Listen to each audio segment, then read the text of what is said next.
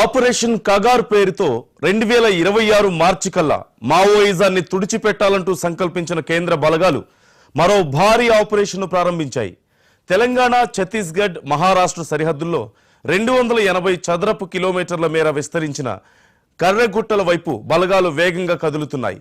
దశాబ్దాలుగా ఈ గుట్టలు నక్సలైట్లకు కంచుకోటలుగా ఉంటుండగా అబూజ్ మడ్ ఇతర ప్రాంతాల్లో ఎన్కౌంటర్లు పెరగడంతో ఉన్న క్యాడర్ అంతా కర్రెగుట్టలపైకి చేరుకున్నట్లుగా భద్రతా బలగాలు ఉప్పందుకున్నాయి.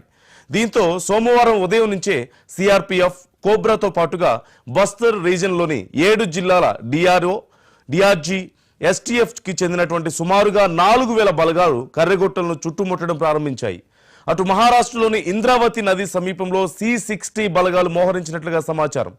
50 కర్రెగుట్టలు తెలంగాణలోని భద్రాద్రి కొత్తగూడెం జిల్లా చర్ల, ములుగు జిల్లా వెంకటాపురం, వాజేడు వైపు సుమారుగా 70 కిలోమీటర్ల మేర విస్తరించి ఉన్నాయి.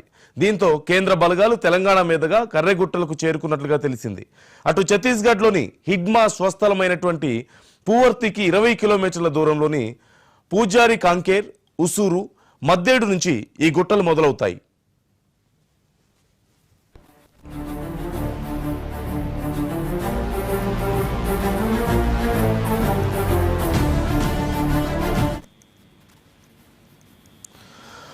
ఆపరేషన్ కర్రెగుట్టలు పోలీస్ బలగాలకు అంత సులభమేమీ కాదనే వాదనలు వినిపిస్తున్నాయి.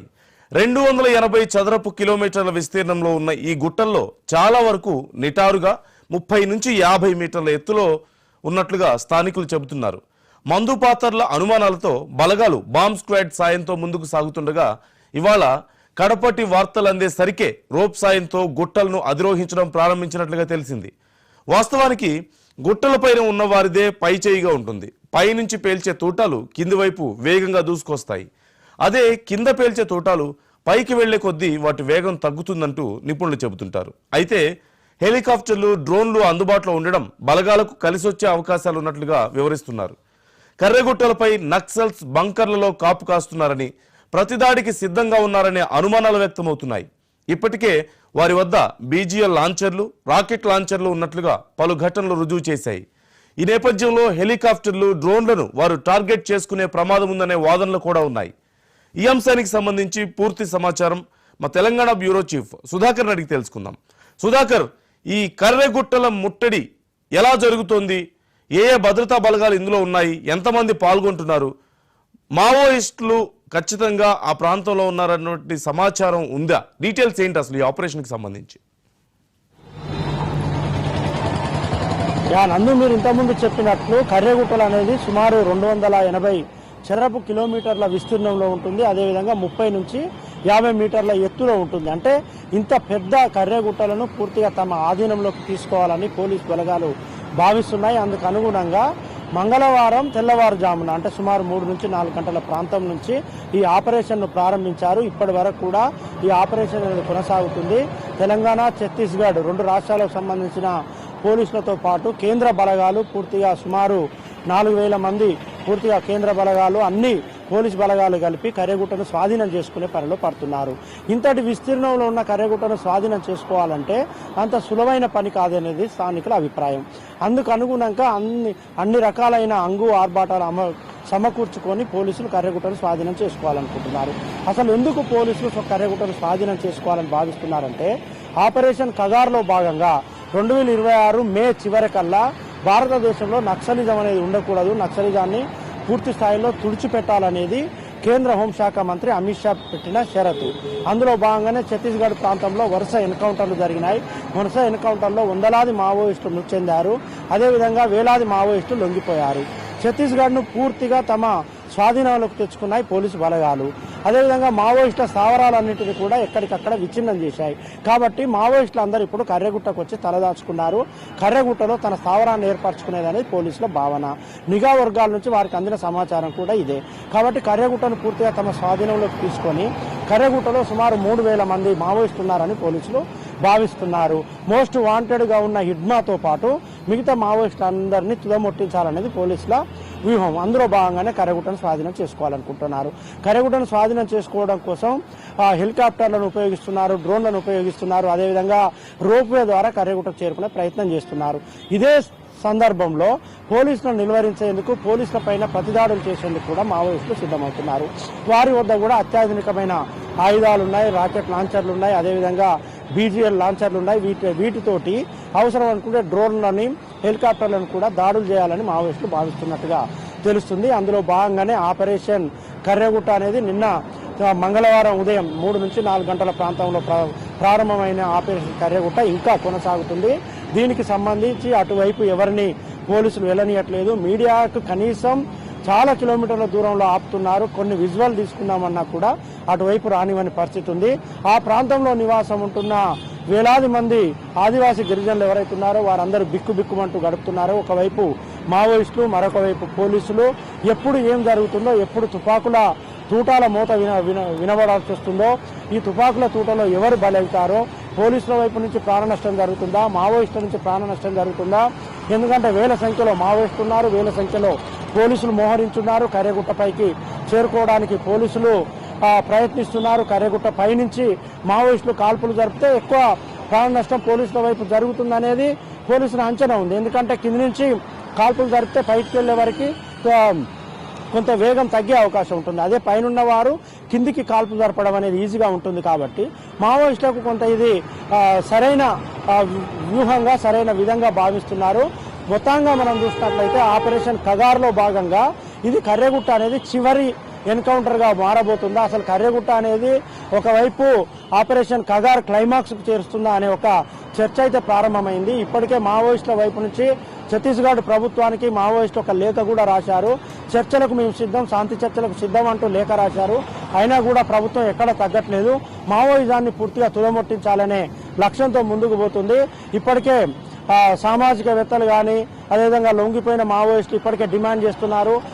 కర్రెగుట్ట మీద మోహరించిన పోలీసు బలగాలన్నీ వెనక్కి రావాలి, మావోయిస్టులను చంపడం సరైంది కాదు అని అందరూ డిమాండ్ చేస్తున్నా కూడా ప్రభుత్వం ఎక్కడ వెనక్కి తగ్గట్లేదు. పూర్తిగా కేంద్ర ప్రభుత్వం ఆధీనంలో, కేంద్ర ప్రభుత్వం చెప్పిన విధంగా, కేంద్ర ప్రభుత్వ ఆదేశాలకు అనుగుణంగా ఆపరేషన్ కర్రెగుట్ట అనేది అయితే సాగుతుంది.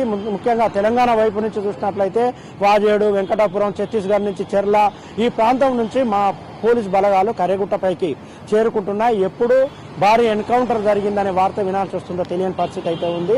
పూర్తిగా ఇప్పుడు కర్రెగుట్ట వద్ద ఉద్రిక్త పరిస్థితి అయితే నెలకొన్నాయి. నందు, ఇప్పుడు ప్రతిపక్షాలు కానీ, మీరు అన్నట్లు ఇంతకుముందు మాజీ మావోయిస్టులు కానీ, లేదంటే మేధావులు కానీ, ఈ అంశానికి సంబంధించి వాళ్ళ రియాక్షన్ ఏంటి? ముఖ్యంగా కాంగ్రెస్ కానీ, కాంగ్రెస్ మిత్రపక్షాలు కానీ ఎలా రియాక్ట్ అవుతున్నాయి ఈ ఆపరేషన్కి సంబంధించి? నందు, దీనిపైన ఇప్పటి వరకు ప్రతిపక్ష పార్టీలు, ముఖ్యంగా మీరు అన్నట్టు కాంగ్రెస్ కానీ, లేకుంటే కాంగ్రెస్ మిత్రపక్షాలు, వీరెవరూ దీనిపైన స్పందించలేదు. ఆపరేషన్ కగార్ అనేది పూర్తిగా కేంద్ర ప్రభుత్వం అమలు చేస్తూ వస్తుంది. అందులో భాగంగానే మొదటగా మావోయిస్టులు ప్రభావిత ప్రాంతాలు ఏవైతే ఉన్నాయో, దండకారణ్యం కావచ్చు, ఛత్తీస్గఢ్ కావచ్చు, ఆంధ్ర ఒరిస్సా బార్డర్ కావచ్చు, తెలంగాణలోని కొంత భాగం కావచ్చు, వీటన్నింటిలో మొదటగా రోడ్ల నిర్మాణం చేశారు. ఆ తర్వాత మావోయిస్టుల ఏరివేతే లక్ష్యంగా ముందుకు పోయారు. మావోయిస్టులను ఏరివేసుకుంటూ పోతున్నారు. కానీ మీరు అన్నట్టు ప్రతిపక్షాలు ఎక్కడ స్పందించలేదు. మావోయిస్టుల ఏరివేతను ఎక్కడ వ్యతిరేకించలేదు, సమర్థించలేదు. వారి పని వారు చేసుకుంటూ పోతున్నారు. కానీ కేంద్ర ప్రభుత్వం అయితే ఆపరేషన్ కగారును సీరియస్గా చేసుకుంటూ పోతుంది. హరగోపాల్ లాంటి వారు, లేకుంటే విమలక్క లాంటి వారు, లొంగిపోయిన మావోయిస్టులు, కేంద్ర కమిటీలో గతంలో పనిచేసి లొంగిపోయిన మావోయిస్టులు, ప్రజాస్వామికవాదులు, అదేవిధంగా లెఫ్టిస్టులు ఎవరైతే ఉన్నారో వీరందరూ మాత్రం కేంద్ర ప్రభుత్వ విధానాలను తీవ్రంగా ఖండిస్తున్నారు. మావోయిస్టులను అణిచివేయడమే లక్ష్యంగా ఈ ఆపరేషన్ కగారు కొనసాగడం సరైంది కాదు. పచ్చని అడవుల్లో నెత్తురును, రక్తపు పారిస్తున్నారు. ఇది సరైంది కాదు అంటూ వీరందరూ ప్రశ్నిస్తూ వస్తున్నారు. కానీ కేంద్ర ప్రభుత్వం ఎక్కడ పెడచెవిన పెడుతుంది. ఛత్తీస్గఢ్ ప్రభుత్వం అయితే అసలు శాంతి చర్చలు అనేవే లేదు, చర్చలకు ఎట్టి పరిస్థితుల్లో ఒప్పుకునేది లేదంటూ ఛత్తీస్గఢ్ ప్రభుత్వం స్పష్టం చేసిన నేపథ్యంలో మావోయిస్టుల విషయంలో ఎట్టి పరిస్థితుల్లో కేంద్ర ప్రభుత్వం వెనక్కి తగ్గే అవకాశాలు అయితే కనిపించట్లేదు. ఆపరేషన్ కగార్ అనేది ఇలానే కొనసాగిస్తూ ముందుకు పోవాలని భావిస్తుంది. భారతదేశంలో విప్లవోద్యమానికి సంబంధించి విప్లవ సంఘాలు ఏవైతే ఉన్నాయో, మావోయిస్టులు కావచ్చు, ఇతర సంఘాలన్నింటినీ కూడా ఏరివేయడమే లక్ష్యంగా ఆపరేషన్ కగార్ అయితే కొనసాగుతుంది. ఈ ఆపరేషన్ కగార్ అనేది ప్రస్తుతం కర్రెగుట్ట వద్ద కొనసాగుతుంది. ఇక్కడ మోహరించిన పోలీస్ బలగాలు, కర్రెగుట్ట పైన ఉన్న మావోయిస్టు బలగాలకు మధ్య ఎప్పుడు ఏం జరుగుతుందనే ఒక ఉద్రిక్త వాతావరణం అయితే అక్కడ చోటు చేసుకుని ఉంది. నందు, అంటే సుధాకర్, సహజంగా ఆయా రాష్ట్రాల ప్రభుత్వాలు ఈ మావోయిస్టుల విషయంలో రెస్పాండ్ అవుతూ ఉంటాయి. అంటే ఆంధ్ర ఒడిశా బోర్డర్లో విషయానికి వచ్చినప్పుడు ఆంధ్ర కానీ అటు ఒడిశా కానీ లేదంటే ఇటు తెలంగాణ బోర్డర్కి వచ్చేసరికి తెలంగాణ ప్రభుత్వం కానీ వారితో అవకాశం ఉంటే సంప్రదింపులు జరపడం, లేదంటే కొన్నిసార్లు ఎదురుకాల్పులు జరుగుతూ ఉంటాయి, సహజంగా మనం చూస్తూ ఉంటాం. కానీ ప్రత్యేకంగా కేంద్ర ప్రభుత్వం ఎందుకని ఇంత సీరియస్గా ఈసారి దృష్టి సారించింది? అంటే what is the major reason? ఎందుకని ఇంత అంటే పర్టికులర్గా ఒక టైం పీరియడ్ పెట్టుకొని ఫలానా టైంలోగా అసలు మేము మావోయిస్టులని లేకుండా చేస్తామనే అంత బలమైన నిర్ణయానికి రీజన్స్ ఏంటి అసలు? ముఖ్యంగా మనం చూసినట్లయితే 1990 నుంచి 2010 ఈ మధ్య కాలంలో మావోయిస్ట్ ఉద్యమం అనేది చాలా పీక్ స్థాయికి చేరింది. మావోయిస్ట్ ఉద్యమం చాలా బలపడింది. బలపడిన కారణంగా తెలంగాణ, ఛత్తీస్గఢ్, మహారాష్ట్ర, ఒరిస్సా ఇలాంటి ప్రాంతాలలో మావోయిస్ట్ ఉద్యమం ఎక్కువగా ఉన్న నేపథ్యంలో యువకులు అటువైపుగా వెళ్లారు. యువకులు మావోయిస్టు భావజాలానికి అట్రాక్ట్ అయ్యారు. మావోయిస్టు ఉద్యమం వైపు వెళ్లిన పరిస్థితి ఉంది. చాలా విద్యార్థికులు కూడా వెళ్లారు. ఒక్కో సందర్భంలో వరంగల్ ఆర్ఈసి, అదేవిధంగా కాకతీయ యూనివర్సిటీ, హైదరాబాద్లోని ఉస్మానియా యూనివర్సిటీ, మిగతా యూనివర్సిటీ నుంచి చాలా మంది వెళ్లి మావోయిస్టు ఉద్యమంలో పనిచేశారు. వారు ఎవరైతే ప్రభుత్వ దమనకాండ ఏదైతుందో, ప్రభుత్వం అవలంబిస్తున్న విధానాలు, ప్రభుత్వ దమనకాండను ఖండిస్తున్నామని చెప్పారు. అదేవిధంగా తుపాకీ తూటతో ఎక్కడ రాజ్యాధికారం రాదు అనేది కొంతమంది ప్రజాస్వామిక అభిప్రాయం. ఈ నేపథ్యంలోనే కేంద్ర ప్రభుత్వం ఏం చేసిందంటే 2004లో ముఖ్యంగా ఆంధ్రప్రదేశ్ ప్రభుత్వం వైఎస్ఆర్ ముఖ్యమంత్రిగా ఉన్నప్పుడు చర్చల పేరుతో మావోయిస్టులను అవమానించారు, చర్చలు జరిపారు. చర్చలు విఫలం కావడంతో మావోయిస్టులు అందరూ తిరిగి అడుగుబాట పట్టారు.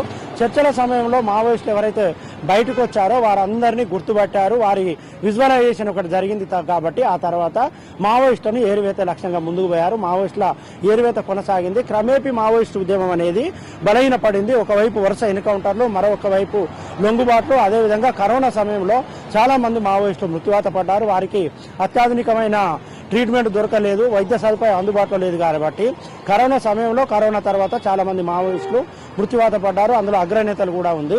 ఈ నేపథ్యంలో మావోయిస్టు ఉద్యమం అనేది క్రమేపీ కుదేలవుతున్న సమయంలో కేంద్ర ప్రభుత్వం ఆపరేషన్ కగారు తీసుకొచ్చింది. కగారు తీసుకొచ్చి చాలా విజయవంతంగా దాన్ని అమలుపరిచింది. అమలుపరచడమే కాకుండా వరుస ఎన్కౌంటర్లు జరిగాయి, లొంగుబాట్లు జరిగి మావోయిస్టు ఉద్యమం పూర్తిగా కుదేలవుతున్న ఈ దశలో చర్చలు అనే ప్రతిపాదన మావోయిస్టు వైపు నుంచి వచ్చింది. ఎప్పుడు చర్చలు మావోయిస్టు వైపు నుంచి వచ్చిందంటే తమ ఉద్యమం అనేది క్రమేపీ క్షీణిస్తుంది, తమ పట్టు అనేది కోల్పోతుంది, తమ వైపు నుంచి వరుస ఎన్కౌంటర్లు జరుగుతున్నాయి, తమ వైపు నుంచి ప్రాణ నష్టం ఎక్కువగా జరుగుతుంది. కాబట్టి ఇక చర్చల ప్రామాణికంగా ముందుకు పోవాలని మావోయిస్టులు భావించారు. ఆ చర్చల ప్రతిపాదన ముందుకు తీసుకొచ్చినప్పుడు ప్రభుత్వాలు దీన్ని అమలు చేయడానికి సిద్ధంగా లేదు. ఎందుకంటే పూర్తి స్థాయిలో తుదముట్టించాలనుకుంటున్నారు. కాబట్టి ఇక చివరి దశలో ఉన్న మావోయిస్టు ఉద్యమాన్ని పూర్తి స్థాయిలో అణచివేస్తే సరిపోతుందని ప్రభుత్వం భావిస్తుంది. అందులో భాగంగానే చర్చలకు ఎట్టి పరిస్థితుల్లో కేంద్ర ప్రభుత్వం, ఛత్తీస్గఢ్ ప్రభుత్వం ఒప్పుకోవట్లేదు. నందు రైట్, థ్యాంక్ యూ సుధాకర్.